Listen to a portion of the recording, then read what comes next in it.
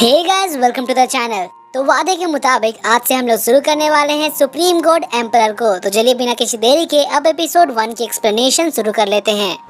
तो एपिसोड की शुरुआत में हमें एक गांव दिखाया जाता है जहां पर एक स्कूल के अंदर एक टीचर कुछ स्टूडेंट्स को पढ़ा रहा होता है। तभी एक स्टूडेंट अपने टीचर को चौक फेंक कर मारता है। यहाँ वो टीचर अपने ख्यालों में खोया हुआ था। वो सोच रहा था कि आखिर मुझे किसने बचाया, मैं तो मर चुका था। जिसके बाद हमें उसका फ्लैशबैक दिखाया जाता है जहां वो एक छोटा सा बच्चा था। यहाँ हम देखते हैं कि वो कल्टीवेशन करने की कोशिश कर रहा था, मगर वो कल्टीवेशन ढंग से नहीं कर पा रहा था। तभी हम देखते हैं कि वहाँ पर एक आदमी आकर उस बच्चे को बोलने लगता है कि मुयान, तुम तो बहुत ही ज्यादा कमजोर हो, तुम आज तक ढंग से कल्टीवेशन करना नहीं सीखे हो। अगर ऐसा ही चलता रहा तो तुम कभी भी एक पावरफुल कल्टीवेटर नहीं बन पाओगे। जिसके बाद सीन चेंज होता है और हम देखते हैं कि मुयान काफी ज्यादा सैड हो गया था, इसीलिए वो अकेले बैठा हुआ था। तभी उसके पास कुछ बच्चे आते हैं और उसका मजाक उड़ाने लगते हैं। यहाँ वो लड़के कह रहे थे कि मुयान तो काफी ज्यादा कमजोर और एक बेकार लड़का है। सब लोग यही कहते हैं कि मुयान अपने फैमिली के नाम के ऊपर एक धब्बा है। अब ये सुनकर मुयान को काफी ज्यादा गुस्सा आ गया था, इसलिए वो उठकर उसको मारने की कोशिश करता है। लेकिन यहाँ पर वो लोग सब मिलकर मुयान को ही पीट देते हैं। और फ्लैशबैक में हमें ये भी बताया जाता है कि इस जगह पर 10,000 साल पहले मुयान किंग रूल किया करते थे और उनके पास एक जूसियान स्क्रोल था, यानी कि एक ड्रैगन स्क्रोल। और इसके वजह से मुयान काफी ज्यादा स्ट्रॉन्ग और फेमस हुआ करता था। बहुत सारे लोग मुयान की रिस्पेक्ट करते थे क्योंकि वो एक किंग था, और इसीलिए भी क्योंकि वो बहुत ज्यादा पावरफुल और एक अच्छा इंसान था। लेकिन कुछ लोग ऐसे भी थे जो कि मुयान की पावर्स की वजह से उससे बहुत ज्यादा जलते थे। सारे लोगों को मुयान का ड्रैगन स्क्रोल चाहिए था क्योंकि उसकी मदद से कोई भी पूरी दुनिया में राज कर सकता है। इसीलिए मुयान और इविल फोर्सेस के बीच अक्सर फाइट होते रहती थी। मगर एक दिन उन इविल फोर्सेस ने फाइट में मुयान को हरा दिया और उसकी बॉडी को डिस्ट्रॉय कर दिया, मगर इससे उसकी सोल नहीं मरी थी। ड्रैगन स्क्रोल की मदद से उसकी सोल एक गहरी नींद में चली गई थी और आज जाकर उसकी सोल की अवेकनिंग हुई है। और अब मुयान सोचने लगता है कि आखिर वो इस बॉडी में आया कैसे, और क्या इसकी सोल अब तक इसी बॉडी के अंदर सोई हुई थी। अब मुयान को इस बॉडी के पिछले ओनर के बारे में सब कुछ याद आ रहा था, जिससे उसे रियलाइज होता है कि यहाँ पर सभी लोग यही चाहते हैं कि मुयान जल्द से जल्द मर जाए। और यहाँ पर सभी लोग मुयान से काफी ज्यादा नफरत करते हैं। जिसके बाद अब मुयान अपने क्लास में रखे स्क्रोल्स को अरेंज कर रहा था, तभी उसके स्टूडेंट्स उसको डिस्टर्ब करने के लिए चौक फेंक कर मारने लगते हैं। मगर यहाँ पर हम देखते हैं कि मुयान उनके अटैक से बड़े ही आसानी से बच रहा था। फिर मुयान सारे स्टूडेंट्स को बोलता है कि बस अब तुम्हारे खेलने का टाइम खत्म हुआ, अब तुम्हें पढ़ाई करनी चाहिए। अगर तुमने इस वक्त पढ़ाई नहीं की तो फिर तुम आगे फ्यूचर में जाकर बहुत ज्यादा पछताओगे। मगर मुयान की बातों पर कोई भी स्टूडेंट ध्यान नहीं दे रहा था। वहाँ पर सब लोग अपने ही काम पर लगे हुए थे। ऐसा लग रहा था कि सभी लोग वहाँ पर मुयान की बातों को इग्नोर कर रहे थे। तभी वहाँ एक स्टूडेंट मुयान से कहता है कि क्या मेरे फेंके हुए चोक से आपके सर पर ज्यादा ही चोट लग गया क्या सर? तो उसकी बातें सुनकर वहाँ पर सभी स्टूडेंट्स हंसने लगते हैं, जिस पर मुयान को काफी ज्यादा गुस्सा आता है। तो वो चिल्ला कर कहता है कि बस अब बहुत हुआ, अब शांत हो जाओ। अब क्योंकि मुयान बहुत ज्यादा गुस्सा हो गया था तो फिर सारे स्टूडेंट्स ये देखकर शांत हो गए थे। जिसके बाद फिर मुयान उन सबसे पूछता है कि आखिर ये कौन सा साल चल रहा है, मगर उसकी बातों को सब लोग इग्नोर कर देते हैं, जिससे मुयान को और भी ज्यादा गुस्सा हो गया था। और फिर वो पूछता है कि क्या तुम लोग तियानजू को जानते हो? जिस पर वही बदमाश लड़का कहने लगता है कि तियानजू तो 10,000 साल पहले का एक लेजेंड है। उसकी बातों से मुयान को रियलाइज होता है कि उसके मरने के बाद 10,000 साल बीत चुके हैं और अब जाकर उसकी सोल की इस बॉडी में अवेकनिंग हुई है। और अब मुयान अपनी नई बॉडी को देखता है और बोलता है कि ये बॉडी तो बहुत ज्यादा कमजोर है और इसकी कल्टीवेशन लेवल भी बहुत ज्यादा लो है, और शायद इसी वजह से ये स्टूडेंट्स अपने टीचर का रिस्पेक्ट नहीं करते हैं और उल्टा अपने टीचर को ही परेशान करते रहते हैं। जिसके बाद फिर मुयान सबसे कहता है कि चलो अब आगे की पढ़ाई शुरू करते हैं। तभी वहाँ पर एक लड़की उठकर मुयान से मेडिसिन के बारे में एक सवाल पूछती है। उसको लग रहा था कि मुयान को शायद इस सवाल का जवाब नहीं पता होगा, लेकिन यहाँ पर मुयान उसके सवाल को सुनकर सोचने लगता है कि ये सवाल तो इतना बचकाना है, क्या ये लड़की मुझसे मजाक कर रही है इतना आसान सवाल पूछ